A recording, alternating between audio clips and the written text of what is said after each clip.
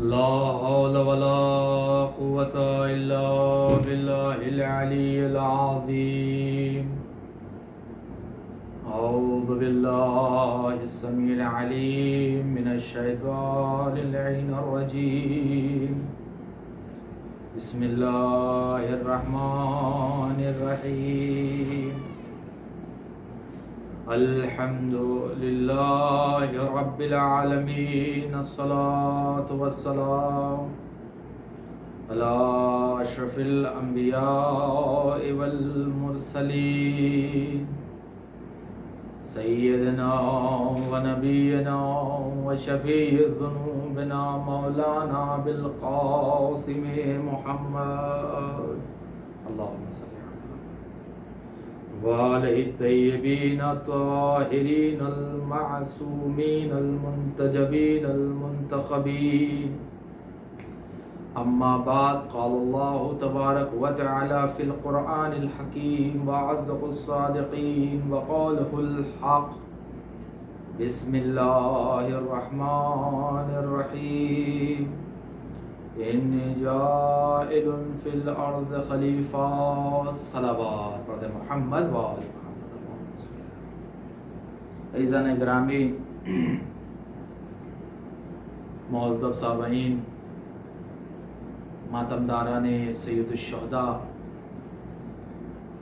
سواران اہل بیت علیہ السلام، دعائے جناب فاطمہ زہرا. یہ مجلس ہماری چوتھے محرم کی، آج 4 محرم کا دن ہے. حسین ابن علی اپنے اہل و عیال و اسباب اور اصحاب باوفا کے ساتھ کربلا میں ہیں، اور کچھ ایسے اصحاب ہیں جو امام سے اسی کربلا میں ملاقات کرتے ہیں. ہماری مسلسل بات حسین و منی وعنا من الحسین سے ہے کہ حضور اکرم رسول خدا صلی اللہ علیہ وآلہ وسلم، اللہم صلی علی محمد، فرماتے ہیں کہ حسین مجھ سے ہے اور میں حسین سے ہوں. عزیزان محترم، کائنات کی جتنی بھی ساری چیزیں ہیں اور اس کائنات میں جو جو چیزیں خلق ہوئی ہیں وہ سب آل محمد کا صدقہ ہے. اور آج ایک بات کہنے کا دل چاہ رہا ہے، وہ یہ کہ اس لاک ڈاؤن میں 2020 میں 1442 کے اس ہجری میں جو یہ وبا ہے، تو جناب زینب کا وہ قول یاد آتا ہے کہ جب جناب زینب نے کہا تھا کہ ہر گھر میں میرے بھائی کی فرش عزا بچھے گی. تو بے شک یہ مسلسل چلا آ رہا ہے 1400 سال سے، لیکن اس سال ہر گھر میں عزا خانہ ہے. اور بلکہ جملہ بدل کر کہوں کہ اس سال ہر گھر کربلائے محلہ بن چکا ہے. الحمدللہ ہر گھر میں، چاہے وہ بچے ہوں، چاہے وہ جوان ہوں، چاہے مومن ہو یا مومنہ ہو، الحمدللہ مجلس سید الشہداء میں مسلسل گریہ ازاری، ماتم داری اور شب داری مسلسل جاری ہے. پروردگار جہاں کہیں بھی اس کائنات میں ہمارے مولا کے چاہنے والے ہیں، پروردگار ان کی حفاظت فرمائیں اور یہ کارواں اسی طرح چلتا رہے. حسین و منی وانا من الحسین، رسول خدا کا ایک جملہ اور اضافی کرتا چلوں آگے اسی میں کہ رسول نے فرمایا حسین مجھ سے ہے اور میں حسین سے ہوں. حسین کو پہچان لو، یہ میرا نواسا یہ میرا لخت جگر، یہ میرا لال حسین ہے۔ عزیزان محترم، بڑی اچھی بات اور ایک رسول کی ایک اور بات آپ کے ذہن عالیہ تک پہنچانا چاہتا ہوں۔ رسول نے فرمایا کہ جس نے حسین سے محبت کی گویا اس نے مجھ سے محبت کی، اور جس نے مجھ سے محبت کی گویا اس نے خدا سے محبت کی، اور جس نے حسین کا دل دکھایا یا حسین پہ ظلم و جفا کی تو گویا اس نے مجھ پر کی، اور جس نے مجھے کی گویا اس نے خدا بند متعال کی۔ مجھے بس ایک جملہ کہنا ہے اور اپنی بات کو آگے بڑھانا ہے۔ عزیزان محترم، روایت یہ ہے کہ کتنے ایسے لوگ بھی آج موجود ہیں جو اس کے باپ یعنی یزید کے باپ یا اس کے باپ جو مسلسل ان کے اجدادوں کو رضی اللہ عنہ کا لقب دے رہے ہیں، اما انہیں رسول کی حدیث نہیں پتا کہ رسول کہہ رہے ہیں جس نے حسین پہ جفاکاری کی گویا اس نے مجھے کی، اور جو رسول پر یہ ظلم کرے گویا وہ جہنمی ہے۔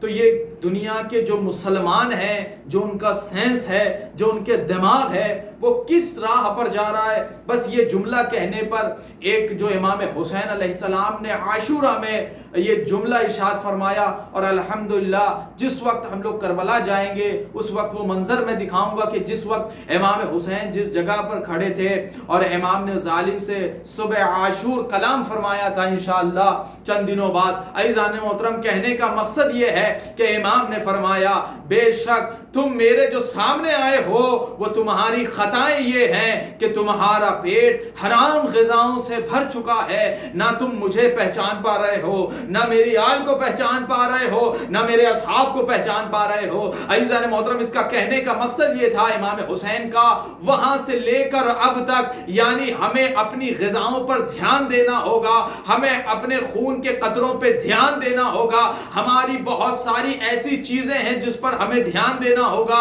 کہیں ہم مسلمان ہو کر کہیں دوسری راہ پر تو نہیں جا رہے ہیں، بس اس پر توجہ یہ دلانی ہے کہ جس کا یہ خیال آئے کہ یہ رضی اللہ ہے اور یہ جو ماتم ہو رہا ہے یہ بدعت ہے، یہ مجلس جو ہو رہی ہے یہ بدعت ہے، یہ جو ماتم ہو رہا ہے یہ بدعت ہے، یہ جو تعزیہ ہو رہا ہے یہ بدعت ہے، یہ جو علمبرداری ہو رہی ہے یہ بدعت ہے، یہ جو جلوس نکل رہے ہیں وہ بدعت ہے۔ اب جملہ میں بدل کر کہوں، ایسے نہیں نبی نے فرمایا حسین منی وانا من الحسین، بلکہ نبی اور بھی کچھ کہنا چاہ رہے ہیں بے شک، اور وہ یہی ہے کہ یہ جان لو یہ کون ہے، یہ حسین ہے۔ جو اس کے خلاف آ گیا سمجھ لو وہ جہنمی ہے، اور جو اس کے ساتھ ہو گیا سمجھ لینا وہ جنتی ہے۔ صلوات پڑھ دے محمد و آل محمد، اللہم صلی علی محمد۔ تو عزیزان محترم، روایت اور بھی بہت ساری ہیں، بہت سے روایتیں ہیں اس سید الشہداء کے عنوان سے۔ ایک آپ کو ایک چھوٹا سا واقعہ ایران کا، قم مقدس، اسی جگہ پر ایک عالم دین تشریف فرما ہے، ان کو مجلس کے لیے بلایا گیا۔ جس طرح ہر گاؤں میں، ہر قلعے میں، ہر شہر میں، ہر جگہ، ہر ممالک میں خطیب کو بلایا جاتا ہے، اس طرح انہیں بھی بلایا گیا۔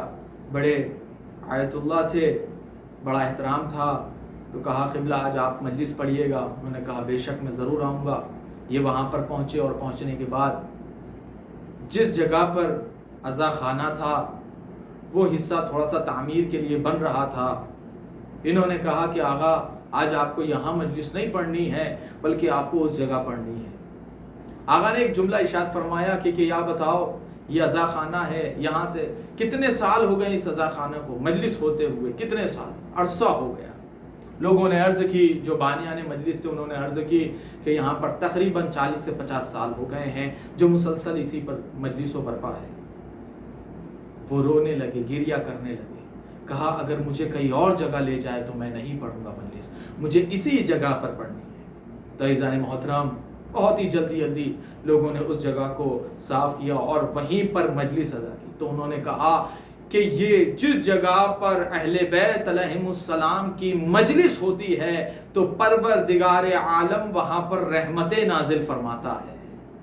وہاں اگر کوئی مراد، کسی کو اگر کوئی مراد یا کوئی ایسا کام انجام جو بہت سالوں سے پھنسا ہو، پروردگار اس ذریعے سے وہ نجات اور اس کو وہ چیزیں عطا کرتا ہے۔ کہا یہ شفا ہے، جس جگہ پر تم 40 سال سے عزاداری سید الشہداء کر رہے ہو، یہ شفا ہے۔ عزیزان محترم، بہت ساری روایتیں اور بہت ساری باتیں، اور یہ ہمیں بلکہ ہم کیا ہیں، بلکہ ہر جگہ پر، اور ایک روایت اور کہتا چلو، امام جعفر صادق علیہ السلام، اللہم صلی علی محمد، مولا فرماتے ہیں، روایت بڑی قیمتی روایت، ملاحظہ فرمائیے گا، مولا فرماتے ہیں کہ جس جگہ بھی سید الشہداء کی مجلس برپا ہوتی ہے تو کچھ فرشتے آتے ہیں اور اس مجلس میں بیٹھتے ہیں، اور مجلس میں بیٹھنے کے بعد وہ فرشتے واپس آسمان کی طرف، جب مجلس ختم ہو جاتی ہے تو آسمان کی طرف پہنچ جاتے ہیں۔ تو کچھ فرشتے جب ان سے ملتے ہیں تو کہتے ہیں تمہارے اندر اتنی خوشبو کیسی، جو ہمیں آج تک وہ میسر نہیں ہوئی، اور تمہارے اندر ایسی رونق اور نورانیہ شخصیت کہاں سے ہے جو آج تک ہم میں نہیں ہے۔ کہا اس جگہ پر دیکھو جہاں ذکر آل محمد ہو رہا ہے، اور جہاں پر جیسے ہی فرشتوں نے دیکھا تو کیا دیکھا کہ جس گھر میں سید الشہداء کی، یا جس عزا خانے میں سید الشہداء کی مجلس ہو رہی ہے، وہی گھر چمکتے ہوئے ستارے کے مانند ہو رہا ہے۔ جس طریقے سے ایک نفر جو زندگی گزار رہا ہو اس کائنات کے اندر، جب آسمان کی طرف رات کے وقت دیکھتا ہے تو کیا دیکھتا ہے کہ ہر طرف پروردگار کی وہ جلوہ گر جو ستاروں میں معصر ہے، وہ ستارے دیکھتا ہے اور خوش ہوتا ہے۔ اسی طرح جب بھی کبھی سید الشہداء کی جس گھر میں مجلس ہوتی ہے، جب فرشتے دیکھتے ہیں اس جگہ اور پوچھتے ہیں بار الہ یہ کون سی جگہ ہے جہاں پر اس طریقے نورانی نکل رہا ہے، اس گھر سے نور عطا ہو رہا ہے، نور نکل رہا ہے، تو آواز قدرت آتی ہے یہ کوئی اور جگہ نہیں ہے، وہاں ذکر آل محمد ہو رہا ہے۔ توجہ فرمائیے گا، وہاں ذکر آل محمد ہو رہا ہے عزیزان۔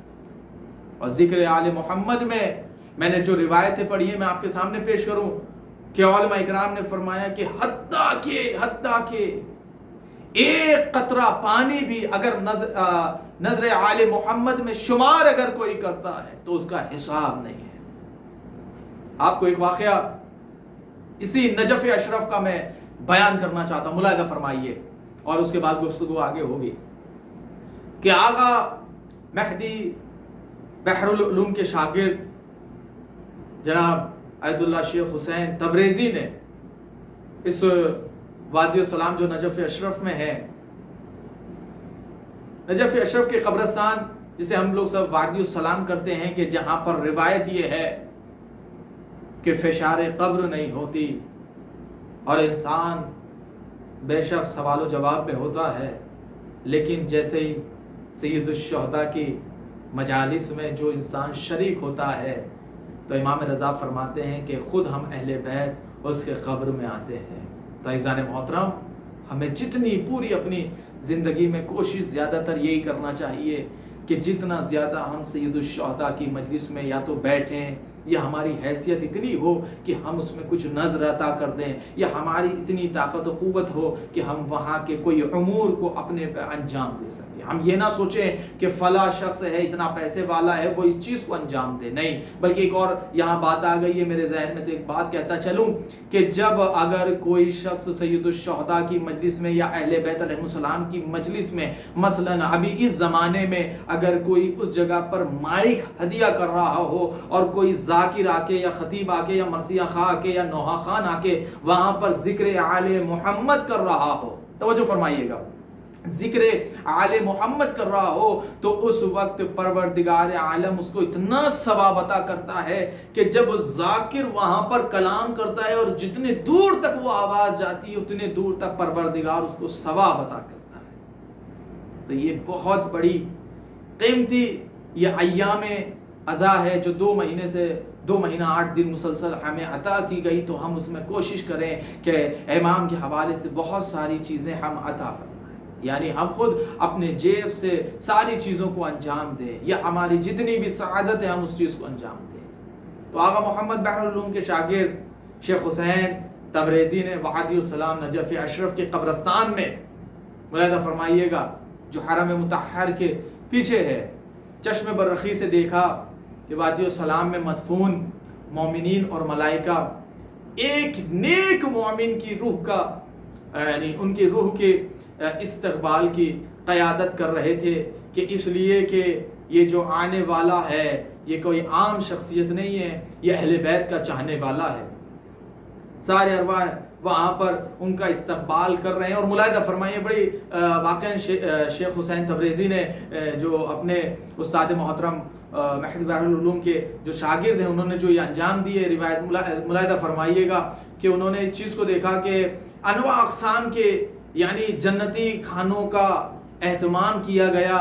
تو شیخ تبریزی فرماتے ہیں کیونکہ یہ وادی السلام میں جو ان کا قول ہے کہ وادی السلام سے گزر رہے تھے اور انہوں نے ان منظروں کو دیکھا ہے، اور فرماتے ہیں کہ پوچھنے پر معلوم ہوا کہ اس شخص کو یہ مقام کس وجہ سے دیا جا رہا ہے، یعنی جنتی کھانا، اور یہ اپنی انہوں نے جو چشم بررخی سے دیکھا کہ وادی السلام میں اتنے کھانے اور ایسا انتظام کا یہ کس کے لیے ہے؟ تو کہنے والوں نے کہا کہ اس کے اندر 3 خصوصیات پائی جاتی ہے۔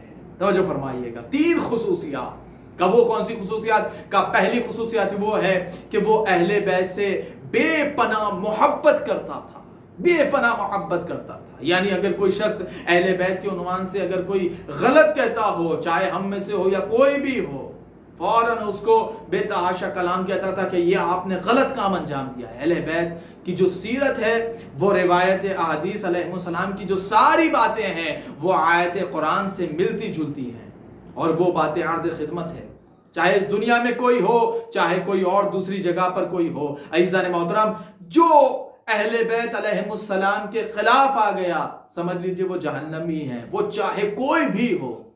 کہا دوسری کیا ہے؟ پہلی کیا ہے کہ وہ اہل بیت سے بہت محبت کرتا تھا۔ تو شاگرد شیخ حسین تبریزی فرماتے ہیں کہ دوسری کا ہمیشہ رزق حلال کہتا تھا۔ یہی تو امام نے صبح عاشور فرمایا تھا کہ رزق حلال بہت بڑی قیمتی چیز ہے عزیزان محترم، یہ عام بات ہے رزق حلال۔ اور کہا تیسری چیز کیا ہے کہ سال بھر کے اخراجات کے بعد جو کچھ اس کے پاس رہتا تھا وہ امام حسین کی عزاداری میں خرچ کر دیتا تھا۔ اللہ اکبر! واقعاً یہ کوئی عام بات نہیں عزیزان محترم کہ ایک شخص ہو جو آئے اور آنے کے بعد یہ ساری چیزوں کو خرچ کر دے۔ یعنی یہ میں نے اگر دیکھا ہے تو بے شک اپنے وطن میں بھی اور بھی بہت ساری جگہوں پر میں نے دیکھا ہے کہ لوگوں نے بے تحاشا خرچ کیا، لیکن جو میں نے حقیقت اپنی آنکھوں سے جو اپنی یعنی میں اس وقت خود ہی بہت ساری چیزوں میں رہتا ہوں کہ میں اس چیز منظر کو دیکھ رہا ہوں، واقعاً سلام ہو ان تمام جو بھی یا ایران کے ہوں یا عراق کے ہوں یا ہندوستان کے ہوں یا پاکستان کے ہوں یا جتنے بھی ممالک میں جو اربعین میں یعنی عاشورہ میں بھی ابھی اس وقت بھی جو کربلا معلیٰ میں موقف ہو یا نجف اشرف میں نے دیکھا ہر گلی میں الحمدللہ موقف لگے ہوئے ہیں، یا کربلا میں اور اربعین میں نجف سے لے کر کربلا میں جتنے بھی موقف ہوں، چاہے وہ کوئی بھی ممالک کے لگانے والے موقف لگا رہے ہوں، خدائی قسم اپنا پورا مال خرچ کر رہے ہیں، ہر چیز وہاں پر ادا کر رہے ہیں۔ کہ کس وجہ سے؟ کہ ذکر آل محمد ایک ایسی نعمت ہے کہ اس میں ہمیں کسی چیز کی لالچ نہیں ہے کہ ہمیں کوئی آ کے کچھ دے دے یا کچھ کر دے، نہیں، بلکہ خوشنود یہ اہل بیت علیہ السلام۔ اور کم سے کم ہم یہ کر سکیں کہ بی بی ہمارے پاس سمندر تو نہیں ہے، لیکن سمندر میں ہم جو ذکر آل محمد کا جو سمندر ہے ہم چاہتے ہیں کہ اس میں ہم بھی شریک ہو جائیں، ہم بھی عطا کچھ کرتے ہیں۔ عزیزان محترم، سلام ہو ان لوگوں پر خدائی قسم کہ جو اس راہ میں اہل بیت علیہ السلام کی راہ میں اپنے زندگی کو ہدیہ کر دیتے، اپنی زندگی کو صرف کر رہے ہیں اس کام میں۔ ایسے بہت سارے لوگ ہیں جو اس کاموں میں انجام دے رہے۔ صلوات پڑھ دے محمد و آل محمد، اللہم صلی علی محمد و آل محمد وعجل فرج۔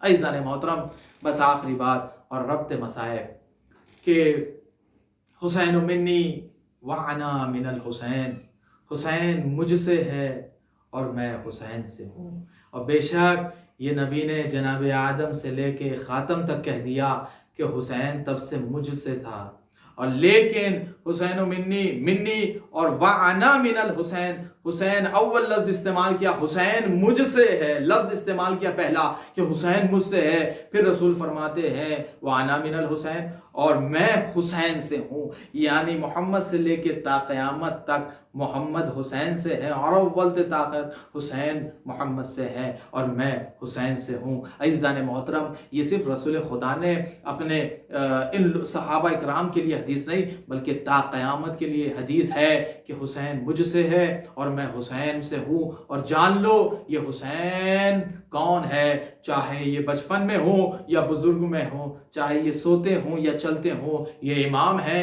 اور امام وہ ہوتا ہے جو حکم خداوند عالم سے بنایا جاتا ہے۔ اسی لیے تو آیت کریمہ آئی بسم اللہ الرحمن الرحیم انی جاعل فی الارض خلیفہ، کہ ہم روئے زمین پر ایک خلیفہ بنانے والے ہیں۔ تو بس ایک جملہ کہہ کے اپنے ربط مصائب پر آ جاتا ہوں عزیز محترم، کہ خلیفہ ہو تو کیسا ہو، خلیفہ ہو تو کیسا ہو، خلیفہ وہ ہوتا ہے جو حکم پروردگار سے بنتا ہے۔ آدم آئے تو حکم پروردگار سے، نوح آئے تو حکم پروردگار سے، شیش آئے تو حکم پروردگار سے بنے، محمد مصطفیٰ آئے تو حکم پروردگار سے، موسیٰ آئے تو حکم پروردگار سے، ابراہیم آئے تو حکم پروردگار سے، عیسیٰ آئے تو حکم پروردگار سے، شیش آئے تو حکم پروردگار سے، نوح آئے تو حکم پروردگار سے، الیاس آئے تو حکم پروردگار سے، جناب صالح آئے تو حکم پروردگار سے۔ یہ جتنے بھی پیغمبر آئے ہیں وہ سب حکم پروردگار سے آئے ہیں۔ بس ایک منظر ایسا ہے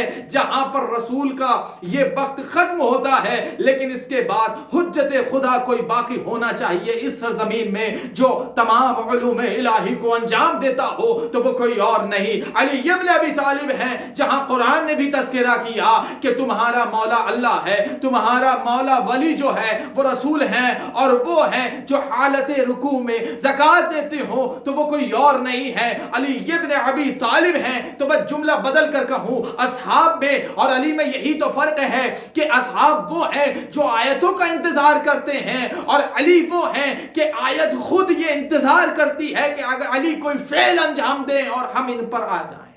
صلوات پڑھ دیں محمد و آل محمد صلی اللہ محمد و آل۔ تو عزیزان محترم، روایتیں بہت سی ہیں، یہیں پر اپنی بات کو روکتے ہوئے ایک بات کہتے ہوئے ربط مصائب۔ عزیزان محترم، آج کا دن 4 محرم کا دن ہے جو ہم سے رخصت ہو رہا، اور شب 5 ان قریب ہے۔ چند دنوں کے بعد حسین کا بسا ہوا گھر اجڑ جائے گا۔ عزیزان محترم، میں اپنے تمام نوجوانوں کو ایک پیغام دینا چاہتا ہوں، بلکہ میری اتنی بساط نہیں ہے، لیکن آل محمد کے شاید چاہنے والوں میں ایک چھوٹا سا ذاکر کی حیثیت سے، جس طرح سمندر میں قطرہ ہو اس کی نسبت سے میں یہ عرض کرنا چاہتا ہوں کہ ہم تک جو مصائب آل محمد ہمیں ملے ہیں، ہمیں جو ذکر آل محمد کی ساری کتابیں ملی ہیں، یہ خون لوگوں نے عطا کر کر کے، قربانیاں دے دے کے، اپنا پورا گھر بار ختم کر کے ہم تک پہنچائی۔ تو ہم کوشش یہ کریں، سوشل میڈیا کا زمانہ ہے تو کم سے کم ایک مجلس رکھ دیں اور وہاں پر ذکر آل محمد سنیں، اور مصائب جب آل محمد ہو تو ہمارے آنکھ میں ایک قطرہ آنسو آ جائے کہ کم سے کم جو بی بی جنت البقیع سے آتی ہے رومال لے کے، تاکہ اس میں ہمارا بھی شمار ہو جائے۔ عزیزان محترم، ایک مومنہ کا واقعہ، اور آج جس کی میں شہادت کا تذکرہ کرنا چاہتا ہوں وہ حسین ابن علی کے بچپن کے ساتھی ہیں جن کا نام ہے حبیب ابن مظاہر۔ عزیزان محترم، ایک مومنہ اپنے بچوں کو لے کے کچھ صحرا میں گئی، اور جانے کے بعد جیسے ہی وہ صحرا میں پہنچی ہے تو اپنے بچوں سے کہتی ہے کہ اے بچوں، میں کچھ مصائب و فضائل بیان کرنا چاہتی ہوں اور اس کے بعد تم بیان کرنا۔ اس نے جناب علی اکبر کی شہادت بیان کی، جناب اون محمد کی شہادت بیان کی، ہر ایک صحابہ، ہر ایک بنی ہاشم کے مصائبوں کو بیان کرتی رہی۔ لیکن جب یہ مصائب بیان کر چکی تو ہر بچے کے آنکھ میں آنسو آنے لگا۔ یہ مومنہ بی بی بیٹھ گئی اور اپنے ہاتھوں کو بلند کیا کہ شاید پروردگار نے میری اس عبادت کو قبول کیا۔ اتنے میں اس نے بچوں سے کہا ہے بچوں، جو میں نے مصائب و فضائل تم تک پہنچائے ہیں، کیا تم میں سے کسی کو یاد ہے؟ ان بچوں میں سے جو بہت سے بچے تھے ان میں سے کہا ہاں اماں مجھے یاد ہے جو آپ نے مصائب بیان کیے۔ ارباب اعزاء، وہ بچے نے مصائب بیان کرنا شروع کیے۔ کہا کیوں؟ کہا میں یہ کیوں مصائب بیان کروں؟ ابھی تو آپ نے بیان کیا۔ کہا بچوں، یہ میں نے بیان کیا تھا، اب تم بیان کرو تاکہ حسین ابن علی پر میں بھی کچھ گریہ کر سکوں، میں بھی اپنے عشق جناب فاطمہ زہرا کے رومان تک پہنچا دوں۔ اب ارباب اعزاء، بھئی یہی تو ہے، روایت کہتی ہے کہ امام زمانہ علیہ السلام سے ایک روایت ہے ارباب اعزاء جو آپ تک پہنچانا چاہتا ہوں۔ امام فرماتے ہیں کہ ہمارے ذکر آل محمد میں جو مسکرائے نہیں اور اگر کوئی روئے نہیں، اس کو چاہیے کہ وہ اپنے قلب پہ دھیان دے، توجہ دے۔ کا کس لیے؟ کا مولا کس لیے؟ کا آواز آتی ہے کا اس لیے کہ اس کے گناہ اتنے ہو چکے ہیں کہ جب بھی فضائل آل محمد ہوتا ہے تو وہ مسکراتا نہیں ہے، اور جب مصائب آل محمد ہوتا ہے تو وہ روتا نہیں ہے۔ ارباب اعزاء، آج کس کا دن ہے؟ کہ آج 4 محرم ہے، آج حسین ابن علی، آج یزیدی لشکروں میں ہلچل مچی ہوئی ہے کہ جناب زینب نے ایک منظر فرمایا، اے اماں فضا، میرے ماجائے کو آواز دو۔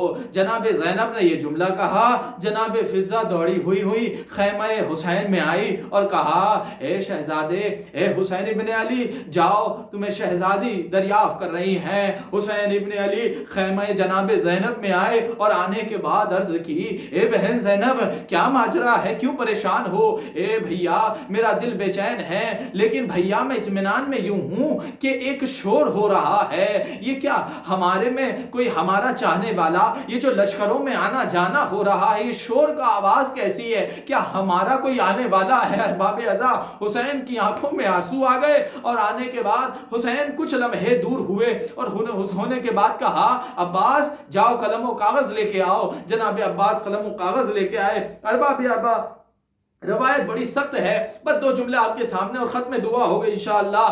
راوی کہتا ہے حسین نے خط کچھ خیمے سے دور گئے۔ کہا مولا دور کیوں جا رہے ہیں؟ کہا اس لیے کہ لکھتے لکھتے کہیں زینب کی نگاہ نہ پڑ جائے۔ ارباب اعزاء، راوی کہتا ہے جیسے ہی حسین دور گئے نا، ایک ٹلے پر بیٹھے، اب لکھنا چاہتے ہیں، اے حبیب ابن مظاہر، اے رجل الفقی، تم پر ہمارا سلام ہو، حسین نرغ آدھا میں آ چکا ہے۔ اے میرے بچپن کے دوست حبیب، تم جلدی چلے آؤ، اور حبیب یاد رہے کہ ہم اکیلے نہیں آئے ہیں، حبیب فاطمہ کی بیٹیاں آئی ہیں، اے حبیب حسین کی بہن آئی ہے، اے حبیب علی کی بیٹیاں آئی ہے، حبیب آنے میں تاخیر نہ کرنا ورنہ روز قیامت ملاقات ہوگی۔ راوی کہتا ہے یہ راوی قاصد خط لے کر گیا، حبیب کے گھر دق الباب کیا، حبیب نے دروازہ کھولا، حبیب ابھی کھانا تمام فرما رہے تھے کہ اتنے میں دق الباب ہوا، حبیب کھڑے ہوئے، زوجہ نے کہا جلدی سے دروازہ کھولو،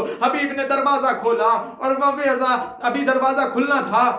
راوی کہتا ہے جب دروازہ کھلا تو کیا دیکھا کہ غبار میں ایک شخص ہے۔ کہا تم کون ہو؟ کہا میں قاصد ہوں۔ کہا کس کے قاصد ہو؟ کہا حسین ابن علی کے۔ حسین ابن علی کا نام سنا، حبیب بے چین ہوئے، حبیب بڑے بے چین ہوئے۔ جیسے ہی حبیب بے چین ہوئے نا ارباب اعزاء، ایک مرتبہ راوی کہتا ہے حبیب نے خط کو لیا، بوسہ لینا شروع کیا، حبیب نے خط پڑھا، حبیب رونے لگے، اپنے آنسوؤں کو پہنچنا شروع کیا۔ پہنچتے پہنچتے کہ حبیب نے چاہا کہ اپنی زوجہ کا امتحان لے۔ حبیب قریب آئے، کہ میں حسین کا زوجہ نے کہا حبیب کیا ماجرا ہے، پریشان کیوں ہو؟ کہ اس لیے پریشان ہوں کہ میری اولاد ہے ہی ہے، میں اکیلا یکو تنہا ہوں، تم بھی کوفے میں یکو تنہا ہو، اگر میں مر جاؤں گا تو تمہارا کون ہوگا؟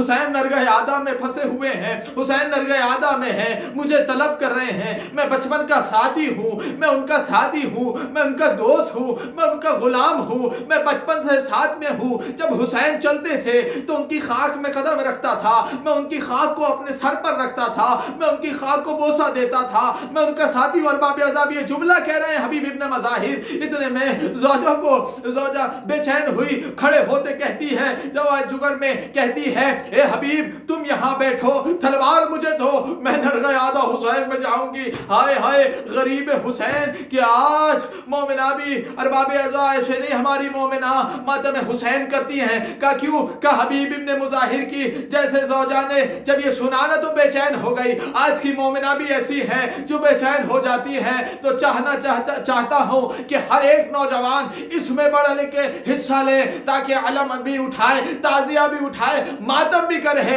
یہ سیرت حبیب ابن مظاہر ہے کہ جو ہم تک پہنچی ہے، یہ سیرت جو اوسجا ہے جو ہم تک پہنچی ہے، یہ سیرت حور ابن رہائی ہے جو ہم تک ارباب اعضاء پہنچی ہے۔ راوی کہتا ہے ابھی یہ باتیں ختم ہوئی تھی کہ ایک مرتبہ حبیب تیار ہوئے، کربلا میں وارد ہونا چاہتے ہیں۔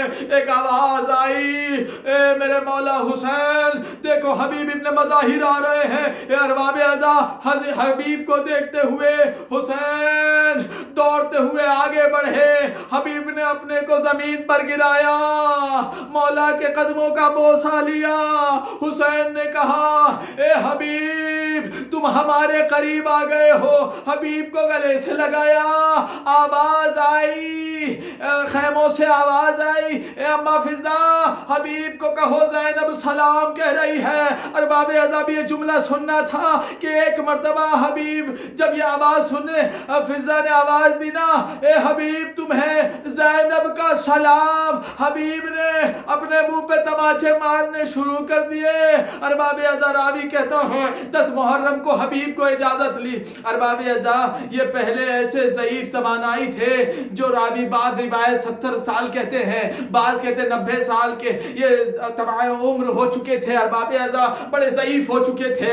ارباب اعضاء انہوں نے جنگ کی اور ایسی جنگ کی کہ میمنہ کو میسرہ کو میمنہ کر دیا۔ لوگوں نے کہا یہ عام ضعیف نہیں ہے، یہ عام بوڑھا نہیں ہے، اسے ہر طریقے سے مارا جائے۔ راوی کہتا ہے کسی نے نیزہ پھینکا، کسی نے تلوار ماری، حبیب ابن مظاہر شہید ہو گئے۔ ارباب اعضاء حبیب ابن مظاہر شہید ہو گئے۔ حسین قریب آئے، حبیب کے لاشے کو اٹھانا چاہتے ہیں کہ عباس آ گئے، مولا غازی عباس آئے۔ اے مولا اب میں غلام کے ہوتے ہوئے آقا کیوں اٹھائیں گے؟ نہیں یہ میرا دوست ہے، میں اٹھا کے لے کے جاؤں گا۔ علی اکبر آ گئے، ابھی اٹھانا چاہتے ہیں حسین لیکن اٹھا نہیں پاتے۔ کسی بھی طریقے سے حسین نے اپنے مہمان جناب حبیب ابن مظاہر کو خیمہ میں تک پہنچا دیا۔ راوی کہتے ہیں ہر بی بی گریہ وزاری کر رہی تھی، ماتم حبیب ابن مظاہر ہو رہا تھا۔ بس ایک جملہ اور ختم دعا۔ راوی کہتا ہے ایک مرتبہ جب یہ لوٹا ہوا قافلہ کوفہ جب جانے لگا نا، ارباب اعضاء جب کوفہ کے لیے بڑا ہے تو حبیب ابن مظاہر کا ایک بیٹا ہے جو اپنے باپ کے سر مبارک کو دیکھ رہا تھا۔ جیسے ہی اپنے باپ کو سر مبارک کو دیکھا نا تو اس نے خولی سے کہا اے خولی یہ سر مجھے دے دے۔ کہا کیوں دوں؟ کہا کس کا سر ہے؟ کہا یہ میرے باپ حبیب ابن مظاہر کا ہے۔ کہا نہیں یہ دربار مجھے شام میں وہاں لے کے جانا ہے، مجھے یزید اس کے بنا انعام دے گا۔ کہا اگر تجھے انعام چاہیے تو میں انعام دینے کو تیار ہوں، جتنا وہ دے گا اس کے 2 گنا میں انعام دینا چاہتا ہوں۔ تجھے اگر سونا چاہیے میں سونا دیتا ہوں، تجھے اگر اشرفیہ چاہیے میں تجھے پیسے دینے کو تیار ہوں۔ ارباب اعضاء بھی یہ جملہ کہنا تھا، اس نے کہا نہیں مجھے یہ سارے سر جو جتنے گنے ہوئے ہیں آداد کے حساب سے 72 سر ہیں، مجھے 72 یزید کے دربار میں لے کے جانا ہے۔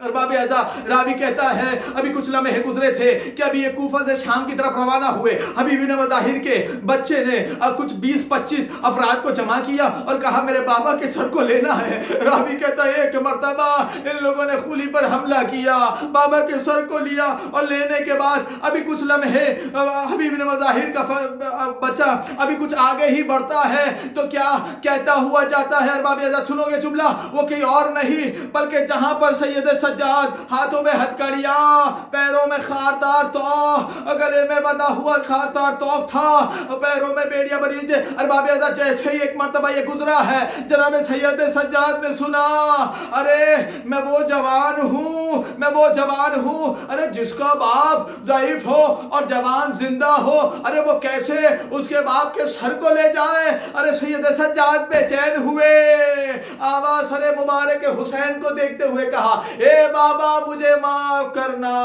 ارے یہ جوان بھی ہے آپ کا بیٹا لیکن ہاتھوں میں ہتھکڑیاں, پیروں میں بیڑیاں, گلے میں خاردار توق. لعنت اللہ علی قوم الظالمین. انا للہ و انا الیہ راجعون. رضم بقضائہ و تسلیما لعمرہ. پروردگار تجھے واسطہ آل محمد کا جہاں کہیں بھی شیعان حیدر کرار ہیں ان کی جان مال عزت آبرو کی حفاظت فرما. میرے مالک جہاں کہیں بھی مومنین ہیں ان کے جوار معصومین میں جگہ عنایت فرما. میرے مالک جہاں جہاں کہیں بھی جس جگہ بھی پریشان ہے پروردگار ان ایاموں کے صدقے سے ان کی پریشانی دوری کر دے, اور جو شفا یاب نے انہیں شفا کاملہ عنایت فرما. امام زمانہ کے ظہور میں تاجیل فرما اور ہمیں ان کے غلام و انصار میں شمار فرما.